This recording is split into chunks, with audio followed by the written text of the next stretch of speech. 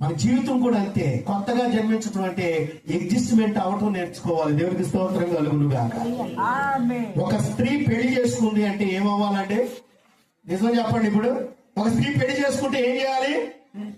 Adjustment అవ్వాలి, flexible గా తయారవ్వాలి.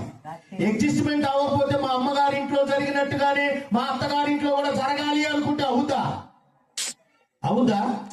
అవును. ఎందుకంటే ఇక్కడ పద్ధతులు వేరు, అక్కడ పద్ధతులు వేరు. ఇక్కడ అంటే మీ అమ్మ నిన్ను భరిస్తుంది, అక్కడ నిన్ను భరించరు. దేవునికి స్తోత్రం.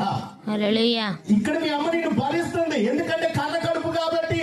నువ్వు 8ంటికి లేసినా 9ంటికి లేసినా, నువ్వు కసిరించుకున్నా, నువ్వు అంట్లు కడుగుమంటే నేను కడగనన్నా, నువ్వు బట్టలు ఉతకమంటే నేను పోనన్నా, ఏదో తిట్టుకుంటూ కొట్టుకుంటూ ఏదో ఒక రకంగా బాధపడతా మీ అమ్మ అయితే చేసుకుంటుంది. పెళ్ళైన తర్వాత అత్తగారు భరించాలంటే భరించదు, అమ్మ భరిస్తుంది, ఆడి భరించరు.